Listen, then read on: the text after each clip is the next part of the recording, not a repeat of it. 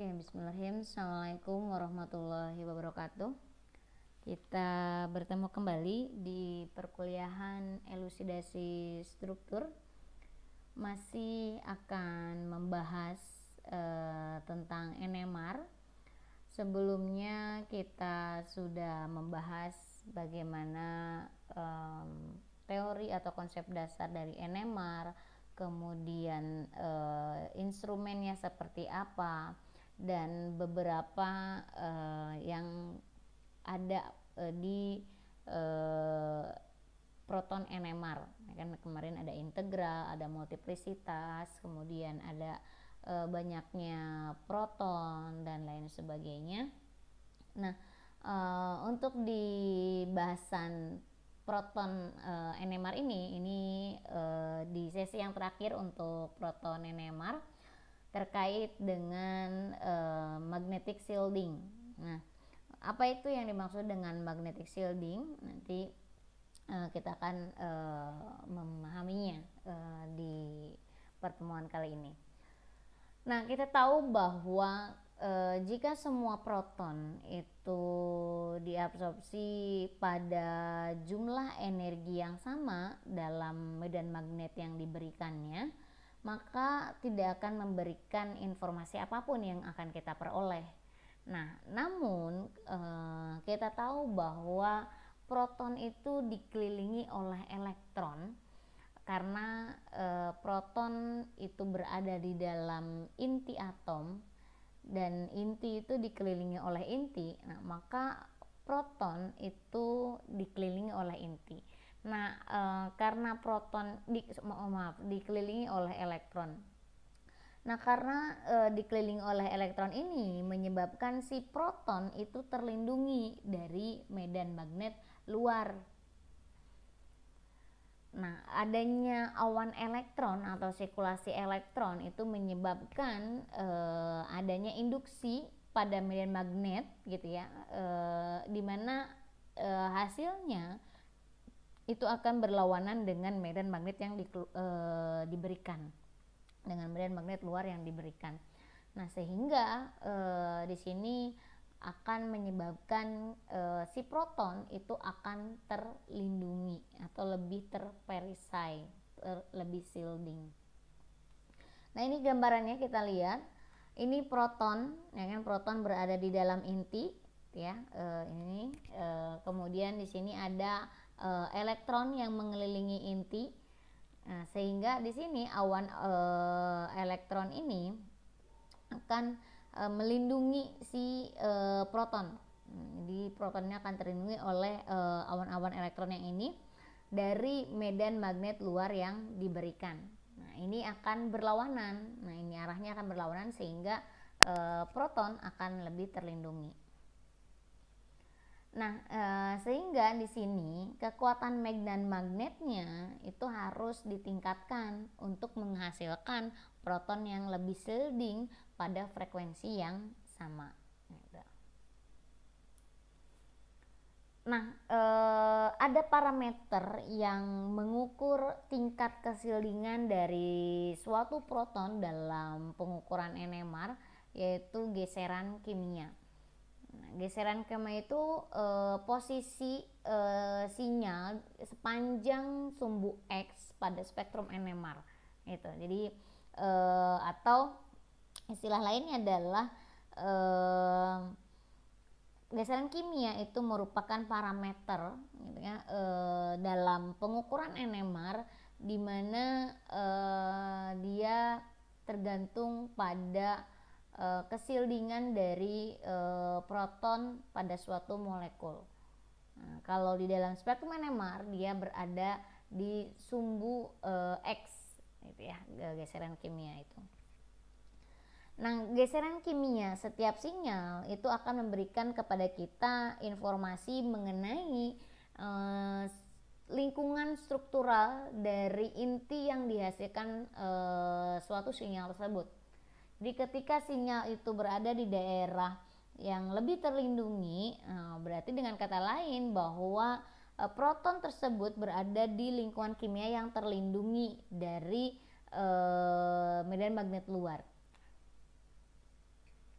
Nah, menghitung jumlah sinyal dalam spektrum HNMR, maka mengindikasikan perkiraan pertama adalah ada berapa jumlah proton yang berada dalam lingkungan kimia yang berbeda dari suatu molekul.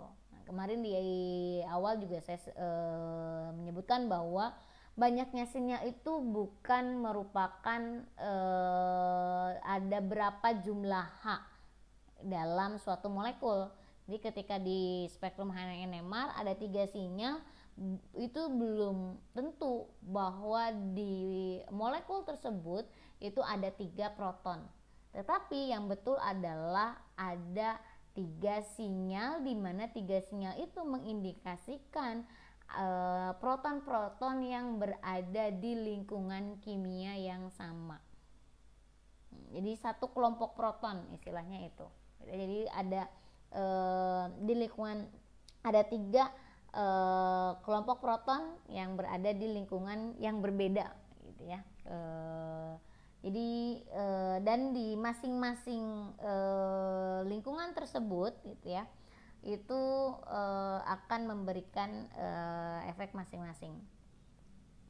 Nah, ini yang mendasari kesildingan dan ketidaksildingan suatu proton NMR itu diukur dengan namanya geseran kimia, gitu ya. Jadi ini yang pengukuran atau parameter NMR yang sangat mendasar itu adalah geseran kimia.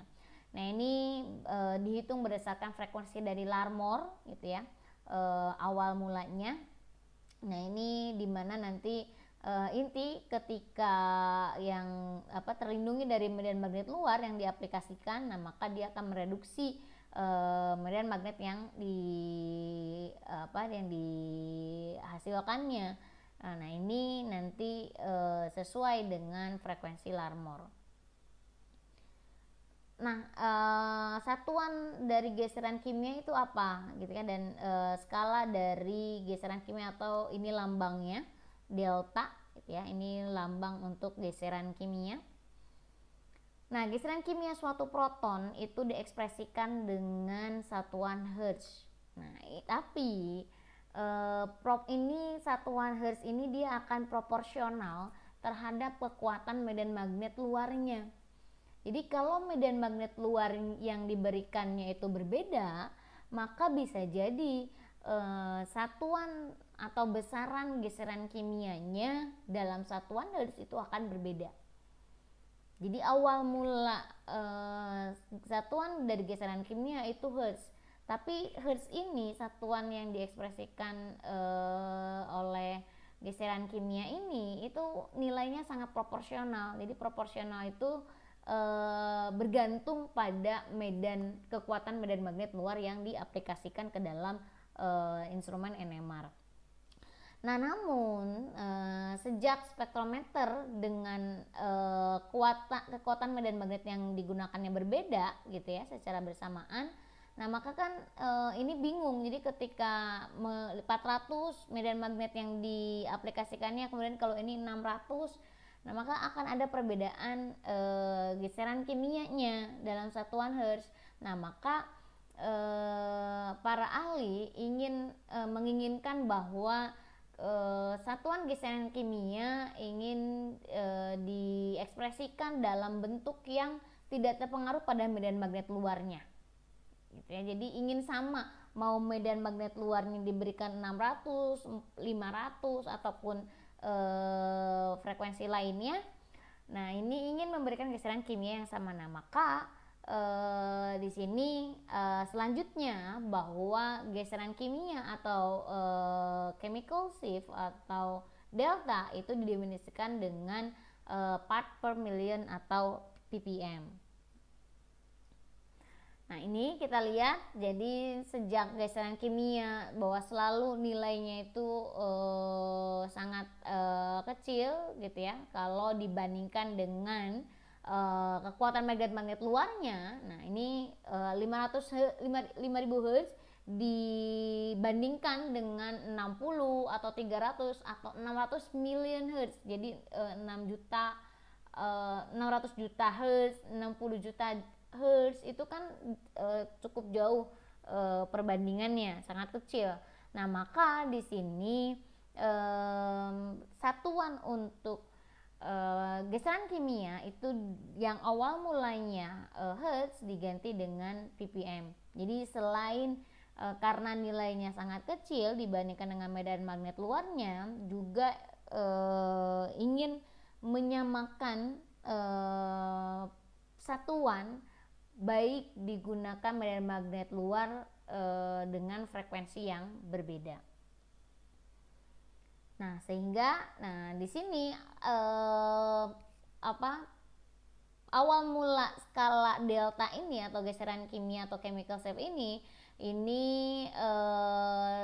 diekspresikan relatif terhadap TMS. Nah, TMS itu merupakan senyawa standar yang digunakan dalam pengukuran NMR.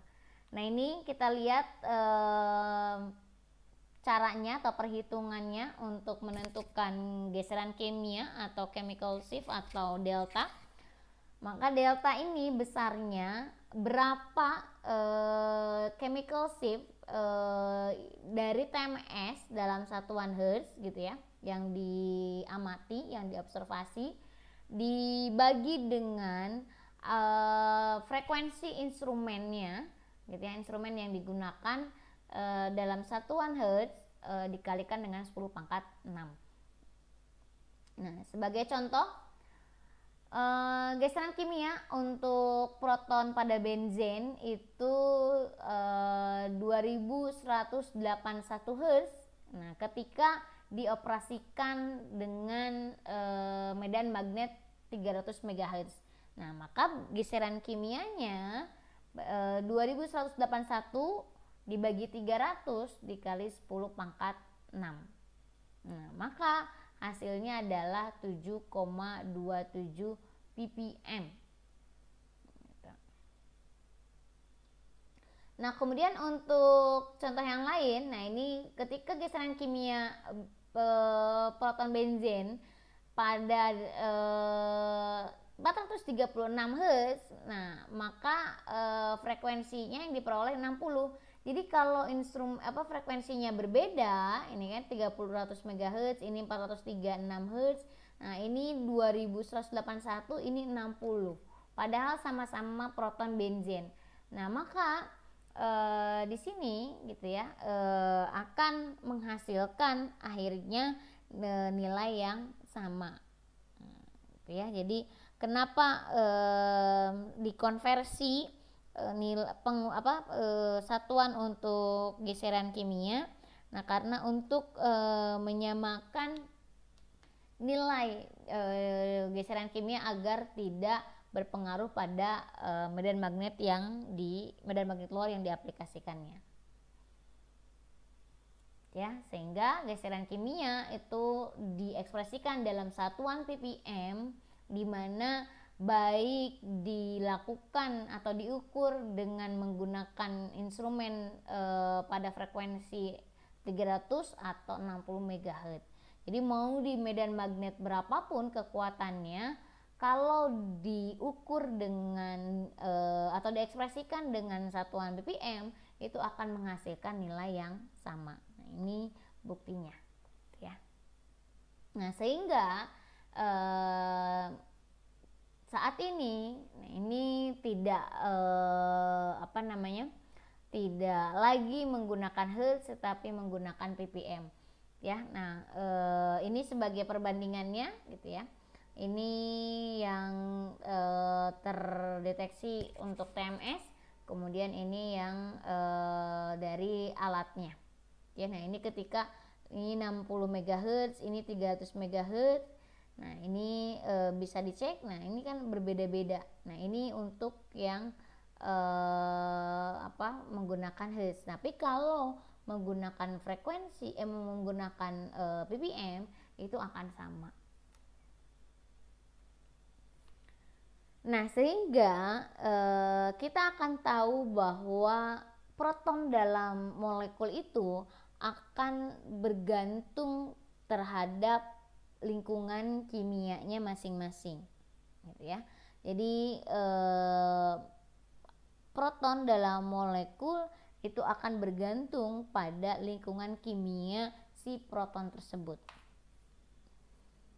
Nah, contohnya ini ada metanol. Nah, di sini kan ada 4 proton. Nah, apakah 4 proton ini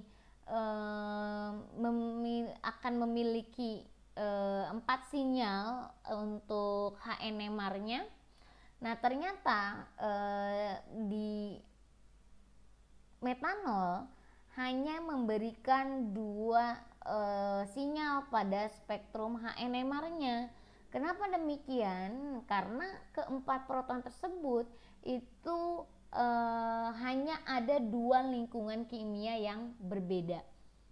Nah, ini kalau dilihat dari strukturnya, nah maka H yang terikat pada C, nah ini ya, ini misalnya A, proton A, ini mempunyai lingkungan kimia yang sama, ya kan, karena terikat ketiganya terikat pada C yang berikatan dengan O. Nah, kemudian kalau H yang ini dia akan berada di lingkungan kimia yang berbeda. Kenapa? Karena dia memang terikatnya bukan pada C tetapi pada O, sehingga berbeda dengan proton yang sebelumnya. Nah, maka di sini akan ada 2 sinyal HNMR yang mengindikasikan bahwa ada 2 lingkungan proton yang berbeda. Nah, mana yang lebih shielding, mana yang lebih deshielding? Nah, ini akan kita bahas nanti. Nah, kalau di sini H yang terikat pada O itu berada pada daerah medan magnet yang lebih downfield. Nah, dengan kata lain lebih tidak terlindungi. Nah, maka dia akan mengabsorpsi pada medan magnet yang lebih rendah. Sebaliknya untuk proton yang A, di sini dia akan lebih shielding, dia akan mengabsorpsi pada medan magnet yang lebih tinggi, dia akan berada di daerah aphel. Nah, ini jadi semua proton itu tidak akan mengabsorpsi energi pada frekuensi yang sama dalam medan magnet yang diberikan. Nah, tetapi di sini akan ada kaitannya dengan frekuensi, ya kan? Nah, geseran kimia yang lebih rendah nilainya itu akan sesuai dengan frekuensi yang rendah. Dan sebaliknya, nilai geseran kimia yang tinggi itu akan sesuai dengan frekuensi yang tinggi. Nah, ini kita lihat. Ini frekuensi yang lebih tinggi, ini frekuensi yang lebih rendah, ya. Mohon maaf. Ini kekuatan magnetnya lebih rendah, tetapi frekuensinya di sini adalah frekuensinya tinggi. Kemudian kalau ini frekuensinya lebih tinggi, lebih rendah, nah sehingga akan mengakibatkan geseran kimia juga rendah.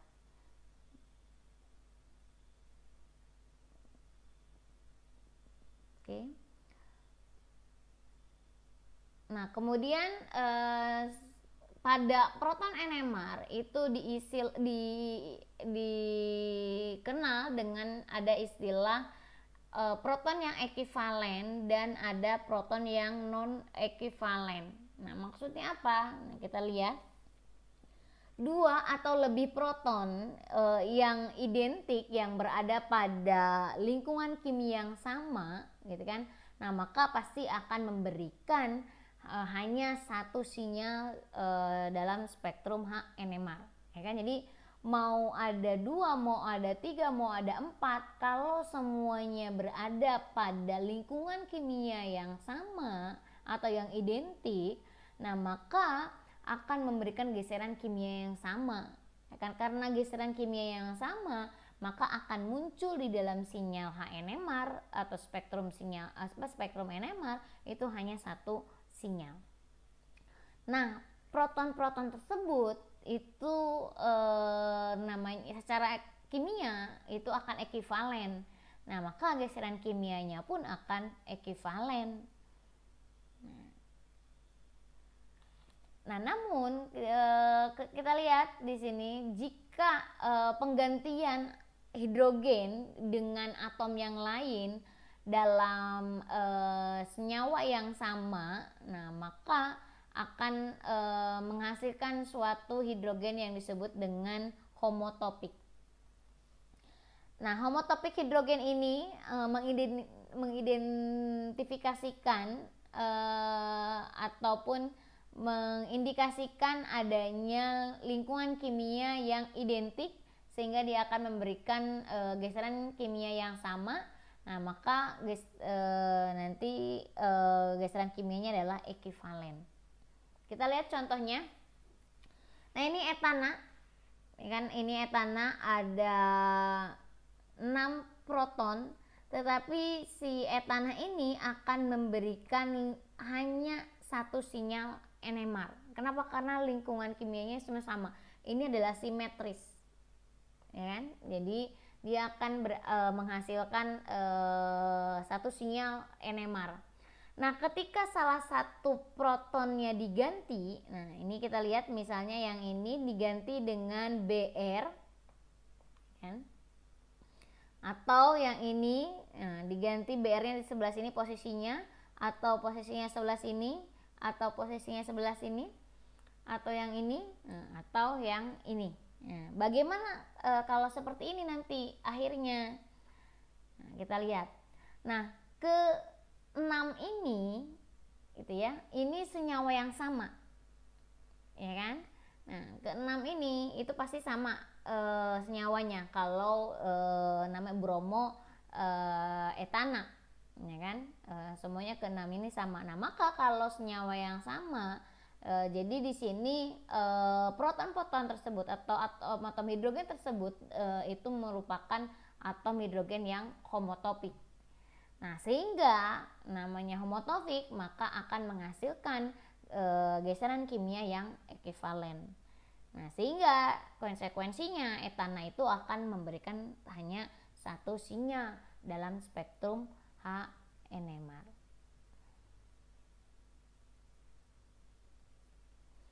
Nah, namun jika penggantian atom hidrogen pada atau dengan atom yang berbeda itu menghasilkan senyawa yang berbeda, nah maka disebutnya adalah hidrogen tersebut adalah heterotopik. Nah, heterotopik itu akan memberikan geseran kimia yang berbeda, sehingga geseran kimianya tidak ekivalen. Mohon maaf. Nah, ini kita lihat sebagai contoh. Nah, ini awal mulanya bromoetena, gitu ya. Nah, kemudian ketika ada satu H, nah ini misalnya diganti dengan Cl, atau H yang ini diganti dengan Cl, atau H yang bawahnya diganti dengan Cl. Nah, maka di sini, gitu kan, 3 atom H yang digantikan oleh Cl masing-masing, gitu ya, pada CH3. Ini pada CH3 yang awal ya, ini maksudnya tuh kan CH3. Nah, maka di sini yang awalnya adalah homotopik. Nah, maka akan memberikan geseran kimia yang sama. Ya kan? Nah, ini adalah homotopik. Ya kan? Ini dengan ini adalah homotopik. Yang ini, nah, yang ini tetap homotopik kalau yang ini. Kenapa? Karena dia berada di lingkungan kimia yang sama. Nah, tapi ada yang berbeda. Ketika H yang ini diganti dengan Cl atau H yang ini diganti dengan Cl, nah ini akan menghasilkan menghasilkan senyawa yang berbeda. Nah, senyawa yang berbeda ini menghasilkan senyawa yang berbeda ini akan menghasilkan sinyal hidrogen yang heterotopik sehingga tidak ekivalen, sehingga berada di lingkungan kimia yang berbeda. Nah, sehingga dengan kata lain bahwa di sini etil bromida itu akan menghasilkan dua set hidrogen yang heterotropik dengan satu sama lain. Ya, nah ini yang satu warna pink, yang satu warna hijau, ya kan, kelompok protonnya. Nah, maka dia akan memberikan dua sinyal H pada spektrum H NMR-nya, ya. Atau contoh yang lain kita lihat. Nah, ini. Nah, kira-kira ini berapa dihasilkan sinyalnya?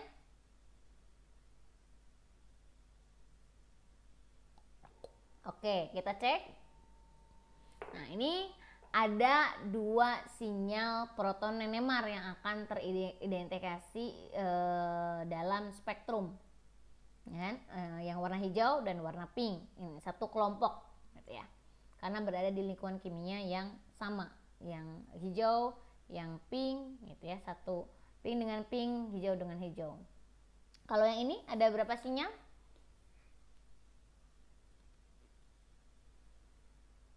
Oke, kita cek. Nah, ini satu kesatuan, kemudian ini dua, ini tiga, ini empat. Ya kan? Kenapa ini berbeda? Ya kan? Kenapa proton yang di sini itu berbeda dengan yang di sini? Karena lihat sekelilingnya. Kalau yang ini dia sekelilingnya atau terdekatnya adalah dengan CH3. Sedangkan kalau yang ini dia diapit oleh hidrogen. Nah, pasti kan berbeda.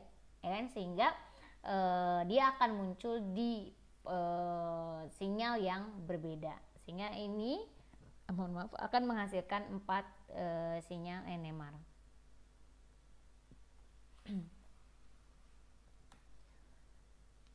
Nah, contoh yang lain, kalau ini ada berapa sinyal?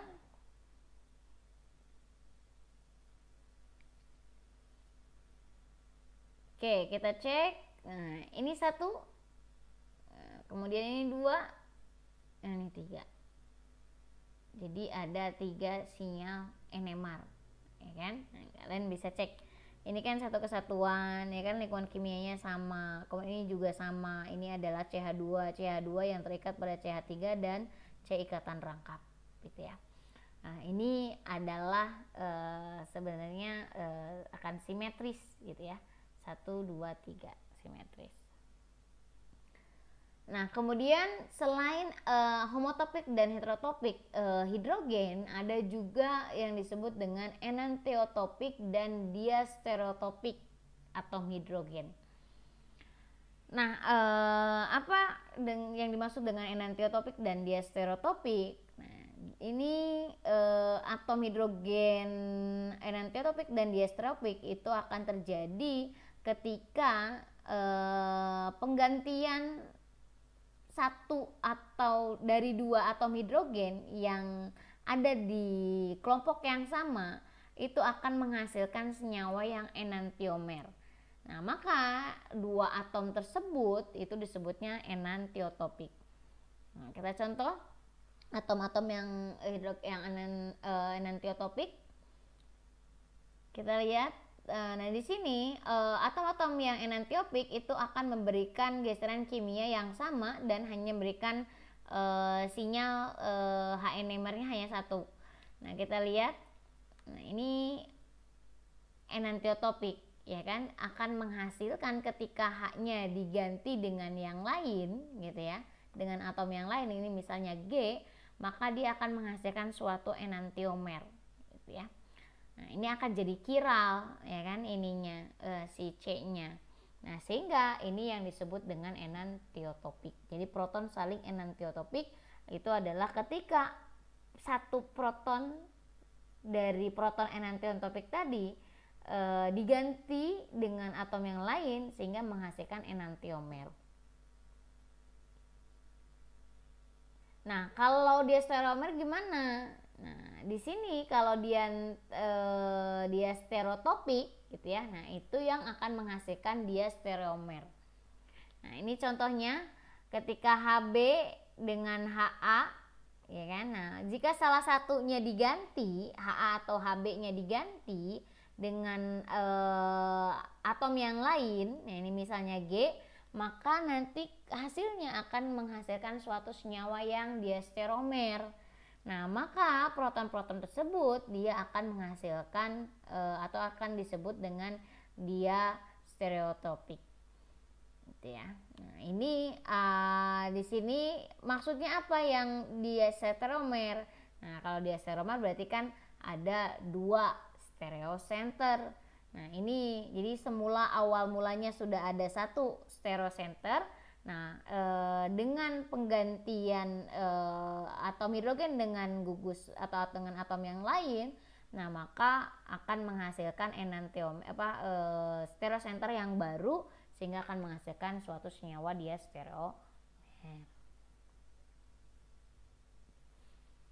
Nah, ini contoh yang lain dia stereomer gitu ya. Nah, ini juga sama, maka proton Ha dengan Hb itu disebutnya dengan dia stereotopik. Nah, kemudian selanjutnya kita masuk ke elektronegativitas dan kaitannya dengan chemical shift atau geseran kimia. Nah, tadi bahwa kita tahu geseran kimia itu bergantung pada sekitarnya, lingkungan sekitarnya. Ada apa sih di sekitar proton tersebut? Nah, kaitannya di lingkungan yang berada di sekitar proton, nah, maka tidak lepas juga dengan adanya atom-atom yang memiliki keelektronegatifan. Nah, di sini hidrogen tersier itu akan beresonansi pada daerah downfield daripada proton-proton atau hidrogen yang primer. Dengan kata lain bahwa atom hidrogen tersier itu akan berada di daerah chemical shift yang lebih tinggi dibandingkan dengan atom hidrogen yang primer, gitu ya. Nah, ini kita lihat, ini adalah tersier, ya kan, atom hidrogen tersier, ini adalah sekunder, ini adalah primer, ini adalah metana atau metil, gitu ya. Nah, di sini yang tersier itu berada di daerah downfield atau berada di daerah yang tidak terlindungi dengan geseran kimia yang lebih tinggi. Nah, kita contohkan, kita tahu kalau kaitannya dengan keelektronegatifan, maka kita identik dengan golongan halogen, ya kan, yang memiliki keelektronegatifan yang besar unsur-unsurnya. Di sini kita lihat CH3X, di mana X-nya merupakan halogen, ada F atau ada OH, ini selain halogen ya, yang memiliki keelektronegatifan besar juga. Cl, Br, dan I. Di sini kita lihat masing-masing keelektronegatifan atom tersebut itu akan berbeda. F paling besar 4, kan, OH 3,5, Cl 3,1 dan seterusnya. Nah, maka di sini ketika ketika si CH3X-nya adalah masing-masing atom ini, maka akan memiliki geseran kimia yang berbeda. Kalau X-nya diganti dengan H, nah maka ini semua akan menghasilkan geseran kimia 0,23 karena berada di lingkungan kimia yang sama. Nah, tetapi ternyata kalau X-nya diganti dengan I, nah jadi geseran kimia naik cukup lumayan jauh dari 0,23 ke 2,16. Nah, kemudian kalau ke Br diganti X-nya, nah jadi 2,68. Kemudian ketika Cl dan seterusnya sampai F, itu akan semakin geseran kimia semakin besar. Jadi kalau si proton berdekatan dengan atom yang memiliki keelektronegatifan yang besar, nah maka si proton tersebut itu menyebabkan berada di geseran kimia yang lebih tinggi atau di daerah downfield atau di bagian tidak terlindungi. Kenapa demikian? Kenapa bahwa geseran kimia dengan adanya atom-atom yang elektronegatif itu akan lebih besar? Nah, karena di sini kaitannya gitu ya, bahwa dengan adanya keelektronegatifan yang besar itu proton-proton tidak terlindungi. Nah, kenapa proton-proton tidak terlindungi? Karena kalau keelektronegatifan suatu atom lain itu lebih besar, maka kan dia akan mempunyai sifat menarik elektron di sekitarnya. Maka awan elektron yang berada di proton itu akan bergeser ke X, ya kan?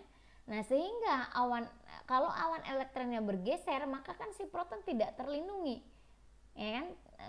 Sehingga kalau tidak terlindungi, maka dia akan menghasilkan geseran kimia yang lebih besar. Nah, ini juga contoh yang sama gitu ya. Jadi keelektronegatifan itu akan berpengaruh terhadap chemical shift. Ini sangat penting sekali bahwa yang mendasari adanya perbedaan geseran kimia salah satunya adalah karena adanya sifat keelektronegatifan ini. Gitu ya.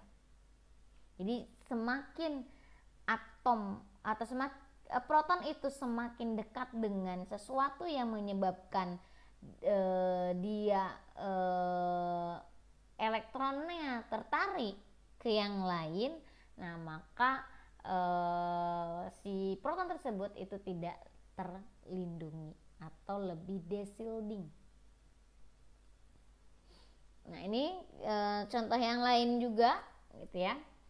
Kita lihat ini senyawa metana, chemical shift-nya 0,2 ya kan tadi, sedangkan kalau satu H-nya diganti dengan Cl itu ternyata geseran kimianya 3,0. Nah, ada jauh di sini perbedaannya 2,8. Kemudian ketika yang ini diganti H-nya dengan Cl, nah ternyata dia juga cukup jauh, dari 3 geseran kimianya menjadi 5,3. Nah, kemudian ketika diganti lagi dengan Cl yang H1-nya, nah, akan jadi 7,2. Jadi di sini dengan kata lain bahwa semakin atom tersebut negatif, yang mengakibatkan proton yang di sekitarnya, awan elektron pada proton itu ditarik ke atom yang memiliki keelektronegatifan yang besar, maka akan memberikan geseran kimia yang lebih tinggi atau yang lebih besar, sehingga menyebabkan proton itu lebih tidak terlindungi. Jadi, nah, tapi nanti efeknya ini akan berkurang berdasarkan jarak. Jadi kalau ada yang lebih dekat, maka pengaruhnya akan besar. Kemudian pengaruh yang selanjutnya ada efeknya atau ada pengaruhnya, tetapi pasti akan lebih kecil dibandingkan dengan yang sebelumnya. Jadi efek-efek ini akan berpengaruh terhadap jarak. Kalau jaraknya jauh, maka efeknya juga akan lebih kecil. Dan penambahan atom-atom yang elektronegatifan itu akan menyebabkan peningkatan dalam geseran kimia. Nah, kemudian selain keelektronegatifan, ternyata ada juga penyebab lain yang bisa menyebabkan suatu proton itu lebih terlindungi atau tidak lebih terlindungi. Jadi apakah lebih shielding, apakah tidak lebih shielding atau deshielding. Nah, ini yang kedua ada anisotropi. Nah, kita tahu bahwa elektronegatifan dari suatu karbon itu akan menghasilkan bahwa karbon-karbon yang berhibridisasi sp itu akan memiliki keelektronegatifan yang lebih besar gitu ya, dibandingkan dengan hibridisasi sp2, begitu juga dengan sp3. Nah, sehingga di sini protonnya pada karbon tersebut itu akan memiliki geseran kimia yang berbeda, ya kan? Ternyata di sini Ini kalau SP berarti kan ikatan rangkap 3 ya kan.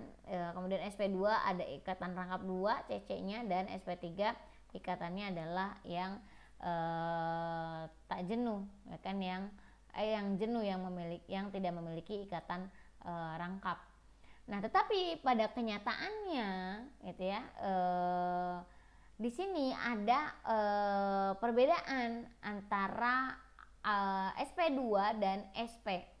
Ternyata dalam spektrum NMR, proton-proton yang terikat pada karbon SP2 itu berada di lingkungan kimia yang lebih tinggi, atau geseran kimia yang lebih besar, atau lebih desilting dibandingkan dengan proton yang terikat pada karbon yang hibridisasinya SP2. Nah, kira-kira kenapa bisa seperti ini? Kenapa bahwa proton yang terikat pada karbon SP2 itu lebih desilting dibandingkan dengan pada karbon SP itu yang ikatan rangkap 3.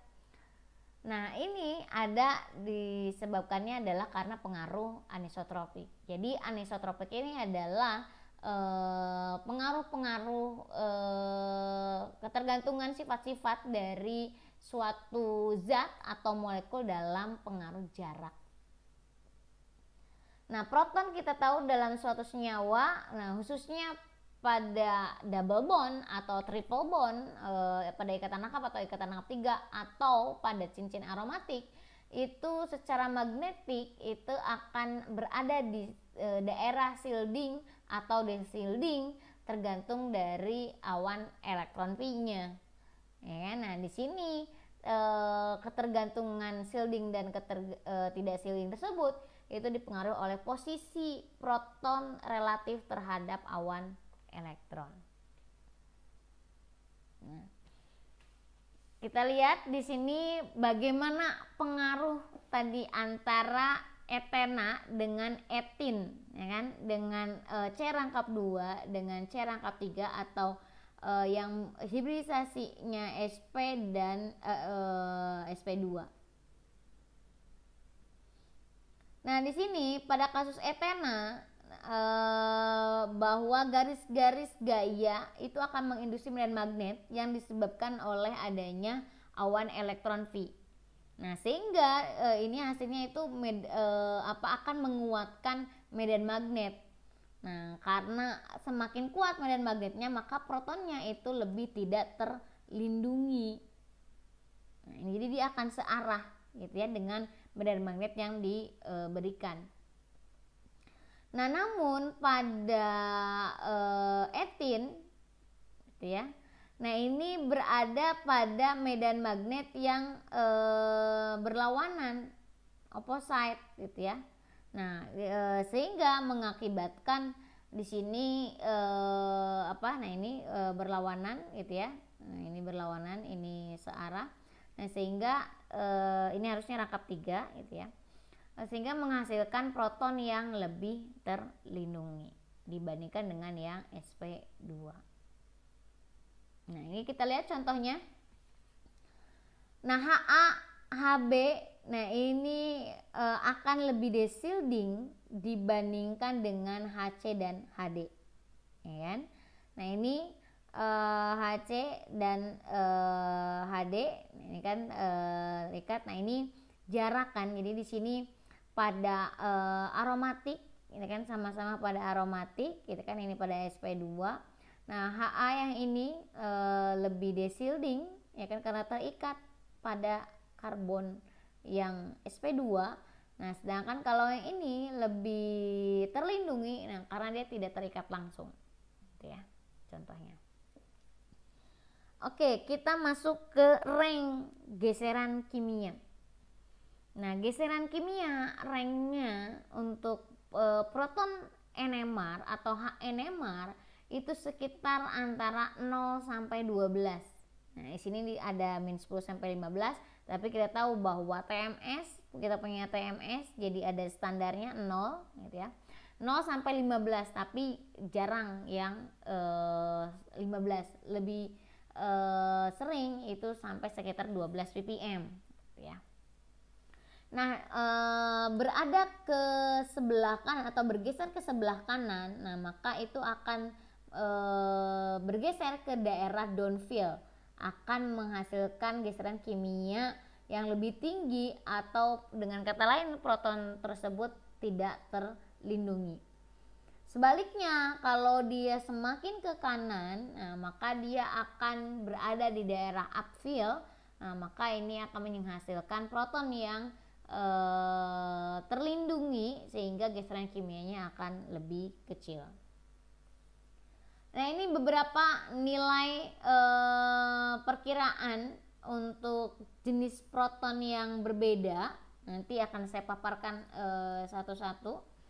Jadi ini contohnya ya kan, ini ada alkana, ini CH3, jadi H pada sp3 ini sekitar geseran kimia 0,9, tetapi H pada sp2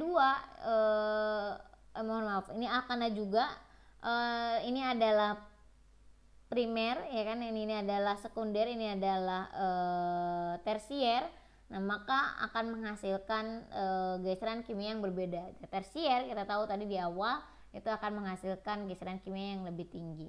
Kemudian proton yang ini, nah, ini terikat dengan karbonil, ini sekian. Kemudian ini terikat dengan ikatan rangkap 3 sekian, dan seterusnya. Nah, ini akan memiliki perbedaan. Nah, apakah ini harus dihafal nilai-nilai ini? Nah, ini sebenarnya tidak harus dihafal, tetapi kalau kalian sering latihan itu akan dengan sendirinya hafal. Nah, tapi untuk memudahkan kalian mengingat rank-rank tadi, nah, maka saya akan melakukan overview masing-masing wilayah dari geseran kimia untuk masing-masing molekul atau jenis molekul. Kita lihat yang pertama itu wilayah yang jenuh, ya kan? Wilayah jenuh berarti dia yang tidak memiliki ikatan rangkap, ya kan? Atau karbon-karbonnya tunggal. Nah, proton yang terikat pada karbon yang tidak jenuh, maka akan mengabsorpsi di sekitar 0 sampai 1,5 ppm.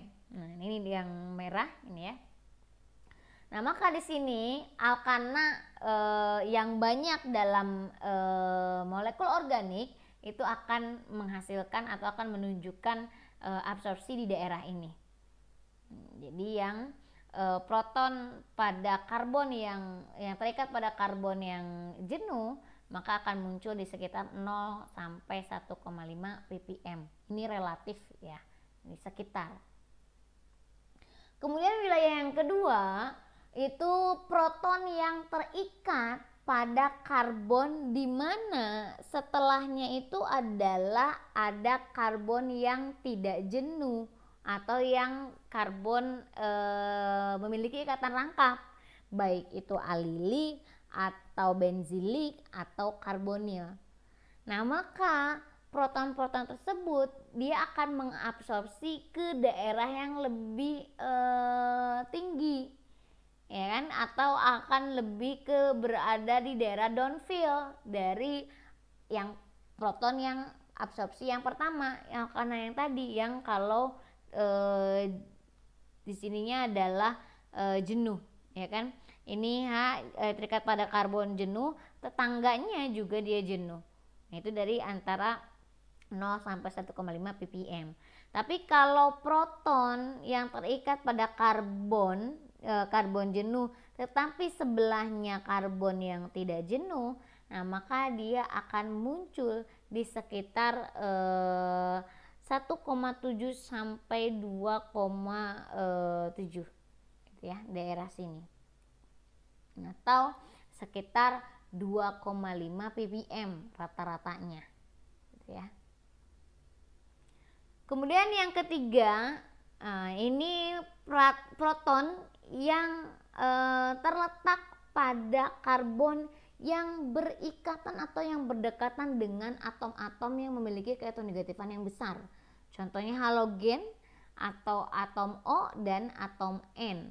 Nah, maka si proton tersebut menyebabkan dia akan tidak terlindungi. Kenapa? Karena kita tahu kalau atom yang memiliki keelektronegatifan besar, maka dia mempunyai kemampuan menarik elektron, menarik awan elektron yang berada di proton, sehingga proton lebih tidak terlindungi, maka geseran kimianya akan lebih besar. Ini sekitar antara 2,5 sampai 4,2 dan 4,3 ya geseran kimianya sekitar itu. Nah, kemudian selanjutnya ada proton yang terikat langsung pada double bond atau yang disebut dengan proton vinil. Nah, maka kalau ini akan lebih menghasilkan proton yang tidak terlindungi, ya kan? Kenapa? Karena awan elektronnya tertarik pada vinil tadi, sehingga di sini ranknya akan lebih tinggi. Nah, sekitar 4,7 sampai ke 6 ppm. Dan 45 sampai 6 ppm gitu ya. Ini akan relatif tadi saya bilang. Nah, ini kita lihat alkena. Berarti kan kalau proton yang terikat pada double bond, nah maka itu kan merupakan senyawa-senyawa alkena. Nah, di sini senyawa alkena itu muncul pada kisaran 4 sampai 7. Jadi tadi 4, sekian sampai 6 sekian. Nah, ini kita ambil rata-rata 4 sampai 7 ppm. Dan ini akan bertumpang tindih dengan senyawa-senyawa aromatik. Ya kan, aromatik itu benzen itu kan sebenarnya ada ikatan rangkap, ya kan, tapi karena dia ikatan rangkapnya terresonansi, maka biasanya akan menghasilkan HNMR yang lebih tinggi. Gitu ya. Karena ada 3 alkena yang mengalami resonansi, sehingga geseran kimianya akan lebih tinggi. Nah, sinyal-sinyal alkena ini selain juga ditunjukkan dengan nilai geseran kimia yang agak tinggi, dicirikan juga dengan adanya 3 jenis kopling. Jadi kita tahu kalau alkena itu kan ada nanti apakah cis, apakah trans gitu kan. Nah, di sini ada 3. Jadi apakah koplingnya saling trans, apa cisnya si alkenanya itu yang terikatnya atom-atom yang terikat pada ikatan rangkap tersebut saling cis, apa saling trans atau geminal. Geminal ini khusus untuk alkena yang di ujung, ya kan, misalnya CH2 ujungnya, ya kan, ikatan rangkap menghasilkan terikat dengan apa. Nah, si CH2 ini berarti kan posisinya adalah haknya saling geminal, ya kan. Nah, ini kita lihat geminal itu maksudnya. Nanti juga ada maaf, ini enggak ada ikatan maksudnya ya. Ini R misalnya. Nah, ini adalah saling geminal. Nah, ini kalau kopling cis, nah ini kita kan, ini dia ada geminal. Nah, ini cis, ya kan, saling cis sama sejajar, maka dia koplingnya akan kecil, 7 sampai 12 Hz. Nah, sedangkan kalau trans itu koplingnya besar. Nah, ini adalah saling trans, ya kan. Tapi kalau geminal itu sangat kecil, bahkan biasanya diabaikan. Jadi karena 0 sampai 2 Hz. Nah, standar sinyal alkena itu kan tadi antara 4 sampai 7 atau 4 sampai 6. Nah, sinyalnya standarnya itu sekitar 5,28 ppm. Gitu ya. Jadi ini yang bisa diambil 5,8 untuk yang normalnya, tetapi bisa lebih tinggi, bisa lebih rendah, tergantung juga lingkungan sekitarnya. Nah, kemudian selanjutnya ada wilayah di geseran kimia aromatik. Jadi proton-proton yang terikat pada cincin aromatik atau proton aril itu akan menghasilkan geseran kimia yang relatif lebih tinggi, maka dia akan lebih tidak terlindungi, ya kan? Kenapa? Karena awan elektronnya dia terabsorpsinya di wilayah cincin, gitu, sehingga si proton pada cincin tersebut lebih tidak terlindungi. Nah, ini kita lihat. Nah, ini sirkulasi awan elektronnya di sekitar cincin. Nah, sehingga H-nya lebih tidak terlindungi. Kenapa? Karena dia berputar di sekitar cincin. Nah, akan menyebabkan geseran kimia yang lebih besar. Nah, rata-ratanya 6 sampai 8 ppm, tetapi kita punya ketentuan sekitar 7,26 atau 7,27 ppm standarnya. Nah, ini kan standarnya 7,26 ppm. Kalau tadi di alkena ada kopling cis, trans, dan geminal, nah di benzen juga sama, ada 3 jenis kopling. Kita tahu sesuai dengan posisi pada benzen, ya kan? Ada kopling orto, kopling meta, dan kopling para. Nah, kopling orto itu kopling yang besar, sekitar 8 sampai 10 Hz sebenarnya, 8 sampai 9 atau 6 sampai 8 Hz kadang.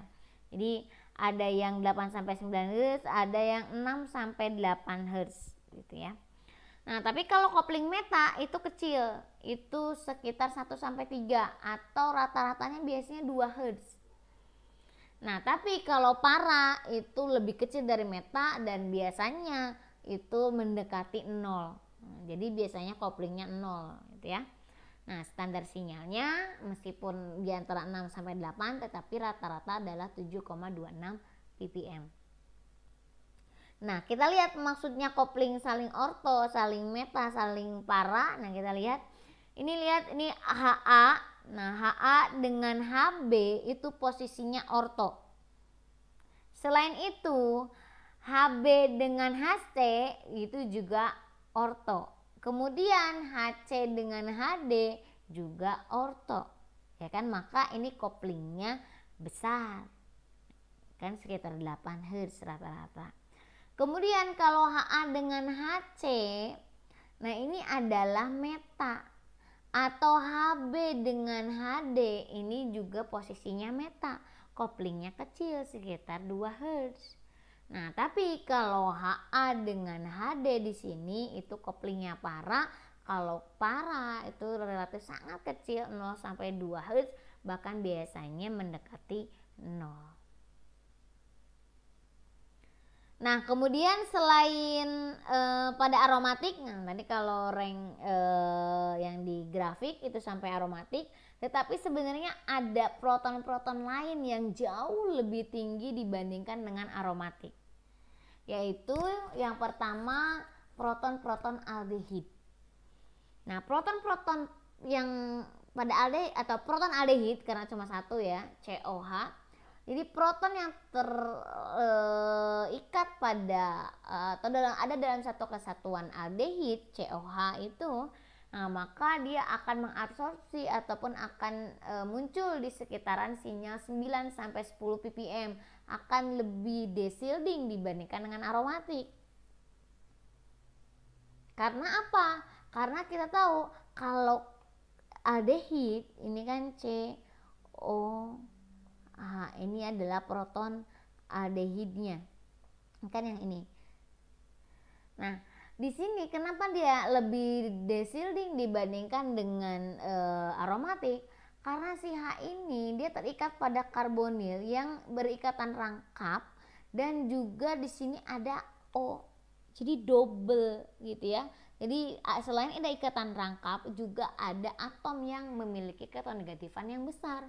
Kalau tadi aromatik semuanya ikatan rangkap meskipun ada 3 gitu ya, meskipun dia berresonansi, terkonjugasi. Nah, tetapi kalau pada aldehid di sini ada atom yang lebih elektronegatif, sehingga dengan kata lain nanti si H pada aldehid akan memberikan dalam spektrum NMR-nya di kisaran 9 sampai 10 ppm, menyebabkan protonnya tidak terlindungi. Kemudian selain ada aldehid, ada sinyal OH dan NH. Nah, sinyal OH dan NH ini akan khas juga, akan memiliki kekhasan dibandingkan dengan proton-proton yang jenis yang lain. Ini karena geseran kimianya bergantung pada konsentrasi. Jadi konsentrasi metanol misalnya alkohol kan ada 98%, ada yang 70%. Nah, ketika dianalisis atau diukur oleh NMR spektrumnya, nah maka pasti akan memiliki perbedaan sinyal untuk sinyal alkohol yang tadi 70% dengan yang 98% tadi atau 99%. Nah, jadi di sini kenapa bahwa sinyal OH dan sinyal NH itu berpengaruh terhadap konsentrasi, karena kita tahu bahwa di OH dan NH itu ada ikatan hidrogen. Nah, ikatan hidrogen dalam pelarut gitu ya, dalam larutan ya kan, akan menghasilkan proton yang lebih terlindungi, lebih proton yang tidak terlindungi. Nah, sehingga di sini sinyalnya sekitar 3,5 ppm untuk NH, dan untuk OH itu sekitar lebih tinggi lagi 4,5. Kenapa lebih tinggi dibandingkan dengan alkena? Ya karena ini yang atom yang memiliki keton-negatifan yang besar. Ya, jadi pengaruhnya, efeknya akan lebih tinggi geseran kimia yang dihasilkannya. Tapi kalau tadi karbonil, karena selain ada heteroatom juga ada ikatan lengkap, sehingga menyebabkan geseran kimianya jauh lebih besar. Nah, selain itu, sinyal-sinyal proton ini biasanya dalam molekul itu berada munculnya itu ngebrod itu melebar, jadi puncaknya itu agak lebar, tidak lancip gitu ya. Jadi puncaknya melebar biasanya untuk sinyal OH maupun pada NH. Ini hampir sama dengan IR ya. IR itu kan untuk OH itu ada yang ngebrod, ada yang tidak, dan bergantung pada ikatan hidrogen. Di NMR pun juga sama. Nah, kemudian selain itu ada proton asam karboksilat. Nah, kan kita tahu COOH. Nah, di situ kan ada proton. Nah, proton pada asam karboksilat itu akan muncul di sekitar 10 ppm. Di sekitar 10 ppm ini kurang lebih 9,5 ya kan. Jadi sekitaran ya.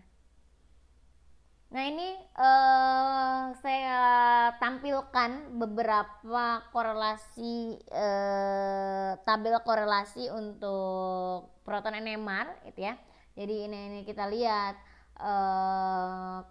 proton atau pada karbon primer, sekunder, tersier ini akan muncul di berapa ya kan, kita lihat di sini.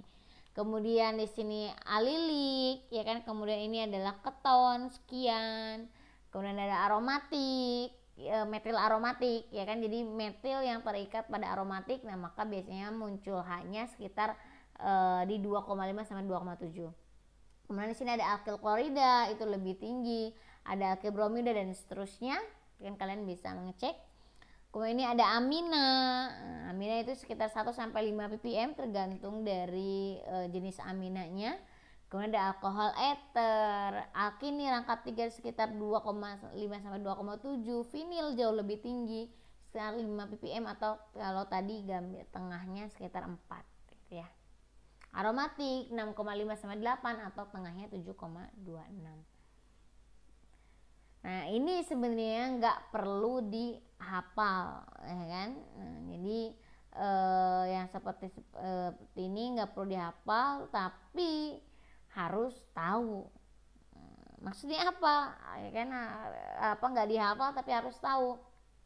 Ya tadi ini akan terbiasa, kalian akan dengan sendirinya memahami, oh ini akan muncul di sekitar sini, oh ini akan muncul di sekitar sini, itu dengan banyak latihan soal.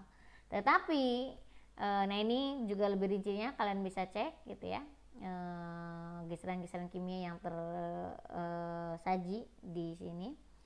Nah jadi tidak harus yang tadi itu hafal, ya kan? Kenapa? Karena kalau kita menghafal yang ini bingung kan, ya kan? Banyak banget yang harus hafal 0,7. Saya juga nggak hafal. Misalnya ini di sekitar 2,1 sampai 2,5, ini tepatnya saya nggak hafal. Tetapi gitu kan? Tetapi kita harus tahu memahami area-area tertentu dalam tabel NMR, terutama di geseran kimianya. Nah, ini kan ringkasnya dari 0 sampai 12 ppm. Nah, ini adalah untuk proton-proton yang alifatik. Kemudian kalau 2 sampai 3 itu adalah proton yang terikat pada sebelahnya adalah yang memiliki ketonegativan yang besar. Bisa ikatan rangkap, bisa terutama ini ikatan rangkap, ya kan? Kemudian selanjutnya yang lebih besar lagi geseran kimianya, proton yang terikat pada atau yang berdekatan dengan heteroatom. Kemudian selanjutnya proton pada alkena, kemudian proton pada benzen, pada aldehid, dan yang terakhir pada suatu asam. Nah, namun ada di beberapa kasus tertentu itu ada proton yang pada aromatik harusnya sekitar 7 ppm, tetapi dia akan muncul lebih tinggi. Mengapa demikian? Itu karena bisa jadi di dalamnya atau di molekul tersebut bisa membentuk ikatan hidrogen terhadap sesamanya. Nah, sehingga menghasilkan kelat. Nah, maka dia akan menghasilkan geseran kimia yang lebih tinggi. Contohnya misalnya ya, ini adalah suatu aromatik, atau saya gambarkan saja aromatik. Nah, ini kita lihat, ini ada karbonil, ya, ini O nya di sini, mohon maaf, karbonil. Kemudian di sini ada OH. Nah, secara ruang H ini dengan O yang ini dia bisa membentuk ikatan hidrogen. Nah, sehingga di sini H yang di sini itu kan akan muncul di sekitar geseran kimianya adalah 12 ppm meskipun bukan asam. Jadi ikatan hidrogen menyebabkan geseran kimia yang lebih besar. Kemudian ini antara korelasi geseran kimia dengan tetapan kopling gitu ya. Kalau dia saling fisinal, nah maka di sini fisinal itu 3J. 3J itu maksudnya apa? Ini 1, 2, 3 gitu ya. Jadi 3 ikatan. Nah, maka geseran kimia sekitar 6 sampai 8 Hz. Kemudian ini kalau trans, tadi trans kita tahu alkena itu adalah untuk kopling yang besar, itu 11 sampai 18 Hz.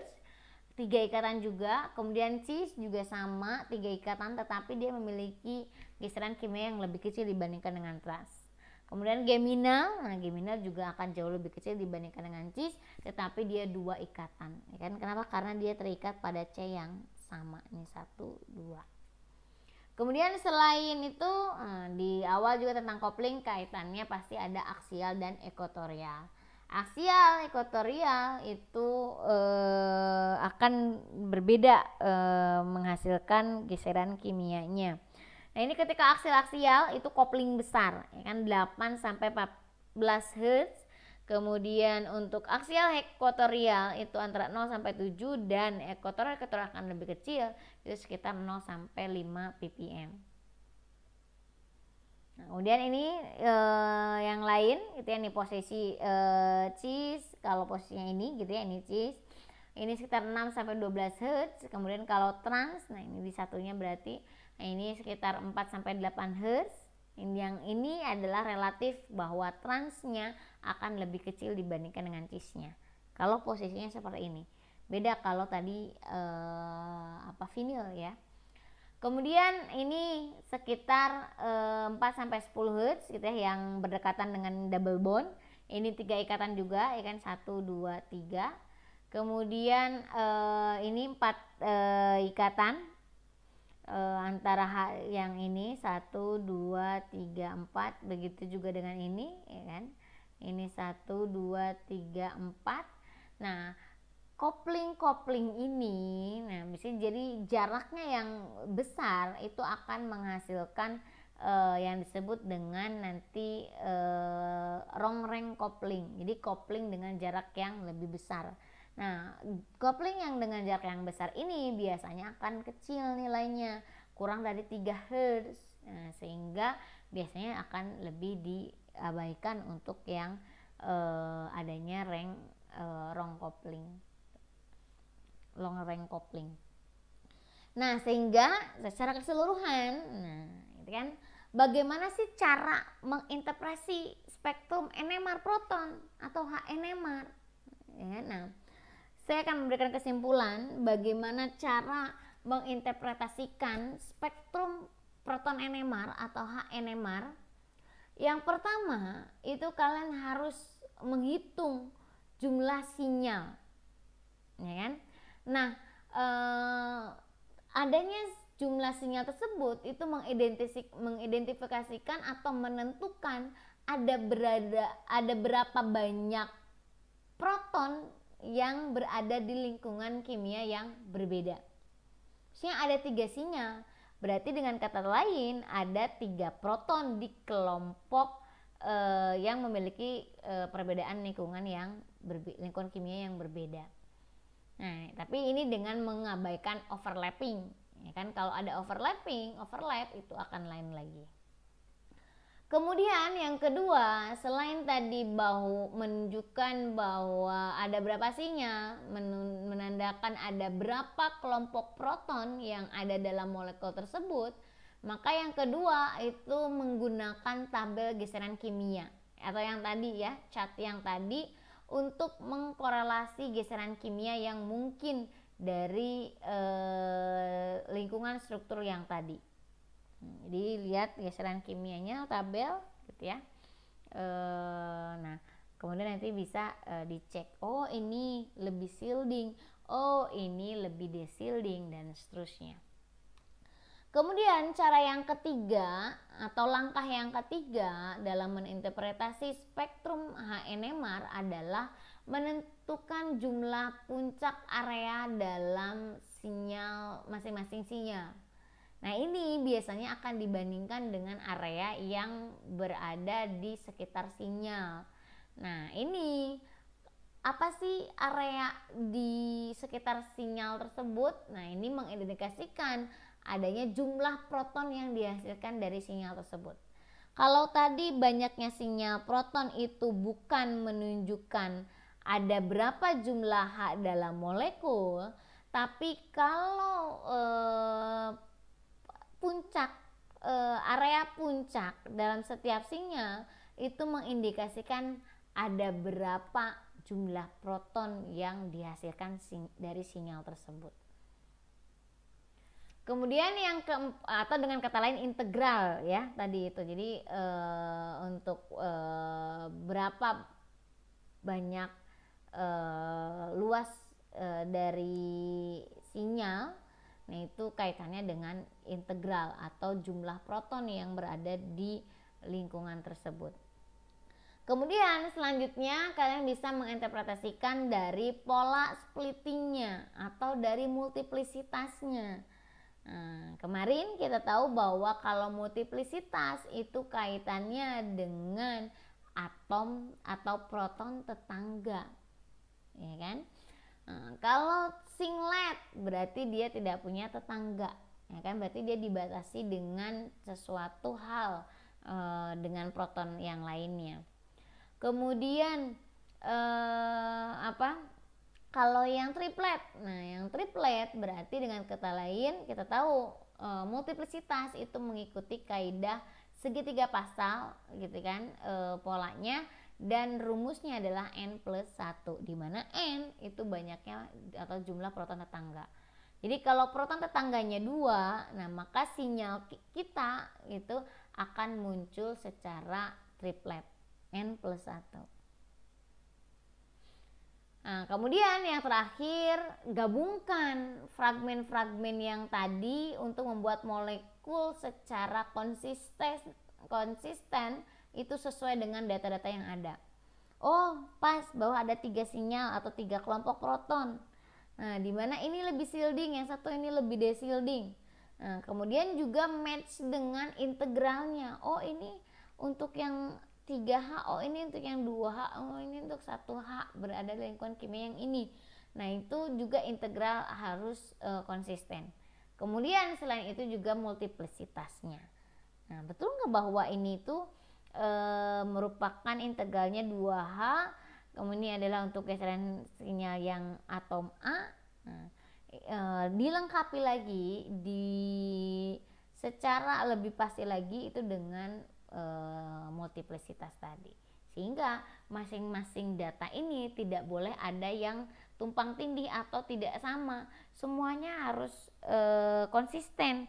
Nah, kalau semuanya konsisten maka kita bisa menginterpretasikan spektrum NMR untuk menghasilkan strukturnya gitu. Jadi dari spektrum NMR kita bisa tahu struktur dari suatu molekul. Kita lihat contoh. Nah, ini ada spektrum 1,4 dimetilbenzen yang dioperasikan pada instrumen dengan frekuensi medan magnet luarnya 300 MHz. Nah, di sini 1,4 dimetilbenzen ternyata dalam spektrum NMR hanya muncul 2 sinyal. Nah, kenapa dia akan muncul 2 sinyal? Di sini karena terjadi simetris, ya. Nah, terjadi simetris. Nah, di sini bahwa yang CH yang ini, CH3 ini atau H yang ini itu akan sama dengan H yang ini.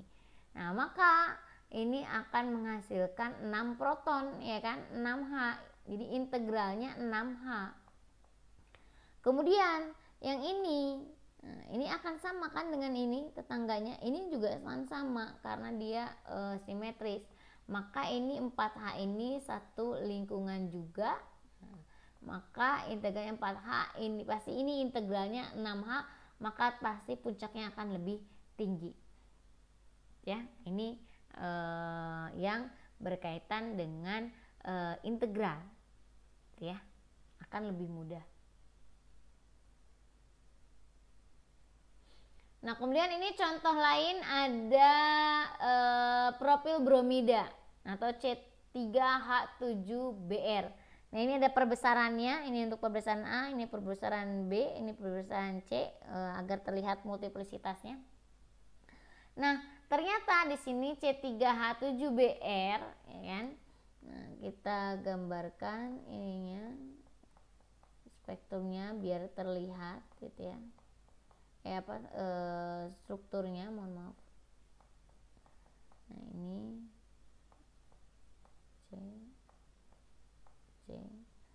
CBR. Ini H. Ini H. Kemudian ini ada H. Ini juga ada H. Berarti kalau sudah terlihat strukturnya, struktur kimianya dari molekul tersebut, nah maka pasti akan kita tahu ini akan muncul satu sinyal, ini akan muncul satu sinyal, ini akan muncul satu sinyal, kan? Karena lingkungan H yang ini dengan yang ini akan sama, H yang ini dengan ini sama, dan seterusnya. Nah, sekarang kita lihat spektrumnya. berarti kalau lihat strukturnya seperti ini, maka jelas akan muncul 3 sinyal. Nah, ini betul ya, ada 3, 1, 2, 3. Kemudian selanjutnya, gitu kan, setelah menentukan ada berapa banyak proton, nah langkah selanjutnya adalah dengan geseran kimianya, gitu ya, dengan di sini bisa geseran kimia itu lebih ke shieldingan, mana yang lebih shielding, mana yang tidak lebih deshielding. Nah, kalau dilihat dari strukturnya, rumus strukturnya, nah di sini ada Br, ya kan? Ini adalah Br. Kita tahu Br itu termasuk heteroatom yang memiliki ketergantifan yang lebih tinggi. Maka di sini proton-proton yang ada di sekitarnya akan lebih deshielding, ya kan? Nah, pengaruhnya ya sesuai dengan jarak. Nah, jaraknya yang dekat akan lebih tinggi pengaruhnya, mengakibatkan protonnya tidak terlindungi sehingga dia akan memberikan nilai geseran kimia yang lebih besar. Nah, dengan kata lain, pasti ini adalah untuk yang C yang ini, ya kan? Ini yang lebih besar atau yang lebih tinggi. Ini adalah B, ini adalah A. Itu dari sinyal dan juga dari keelektronegatifan atau nanti mengarah ke geseran kimia. Nah, ini juga bisa dilihat dari integral, ya kan? Tadi ada berapa sih jumlah proton pada kelompok proton tersebut. Nah, ini kaitannya dengan puncak area. Nah, kalau melihat dari sini, nah kan, maka ini akan relatif lebih sama, ini lebih tinggi. Maka pasti ini adalah untuk yang 3H, nah masing-masing ini untuk yang 2H, ya kan? Nah, mana yang lebih deshielding? Ya tadi terkait dengan kedekatannya dia dengan atom yang elektronegatif. Kemudian selain itu juga kalian bisa melihat dari multiplisitas, ya kan? Multiplisitas itu pengaruh pengaruh proton tetangga. Kita lihat yang ini pada CH2 yang ini, yang di C, ya kan? Kalau ini atau saya gambarkan sesuai dengan yang C ini ya, yang ini. Nah, yang berada di sini, ya kan? Ini kan tetangganya H yang ada di sini. Tetangganya kan 2, berarti dia akan muncul triplet. Ini triplet. Kemudian yang sebelahnya, yang B. Yang B dia tetangganya kan HA dengan HC, ya kan? Nah, HA-nya 3, HC-nya 2, berarti 5, N+1 berarti 6, berarti dia akan muncul sektet. Dan yang sebelahnya, yang AA ini, dia tetangganya ada 2, maka dia akan muncul triplet. Itu ya, bisa dipahami? Oke. Nah, sehingga di sini kita lihat ada 3 sinyal yang ada di sekitar 3,4 ppm, di sekitar 1,8 ppm dan sekitar 1 ppm, ya kan?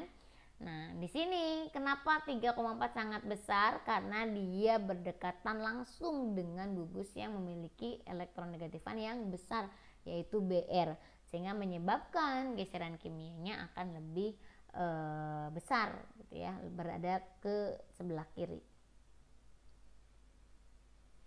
Kan match juga dengan integralnya, ya kan, dari integralnya.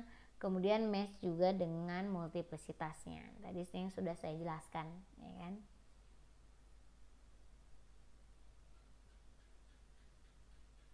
Nah, maka strukturnya kita harus tahu seperti ini. Kalau tadi saya sudah menyebutkan struktur di awal, ya kan, jadi kalian bisa menyesuaikan. Nah, kalau nggak tahu strukturnya dari awal, ya, dengan menginterpretasi seperti tadi, gitu ya, geseran kimianya berapa, kemudian multiplisitasnya apa, dan integralnya apa, sehingga kalian bisa menggambar struktur kimianya seperti apa.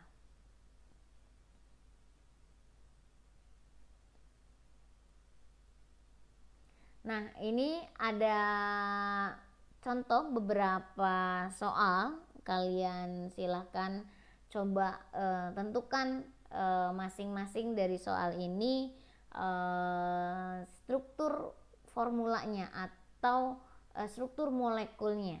Kan ini diberikan spektrum NMR-nya dan rumus molekulnya C8H10 untuk yang pertama, kemudian yang kedua ada C8H10O, kemudian ada yang ketiga C8H9Br, kemudian yang keempat ada C4H8O, yang kelima ada C3H6Br2, dan yang terakhir ada C5H10O. Kan silakan kalian latihan menentukan rumus struktur dari data spektrum HNMR yang ada dan diberikan rumus molekulnya. Silakan dicoba. Terima kasih. Assalamualaikum warahmatullahi wabarakatuh.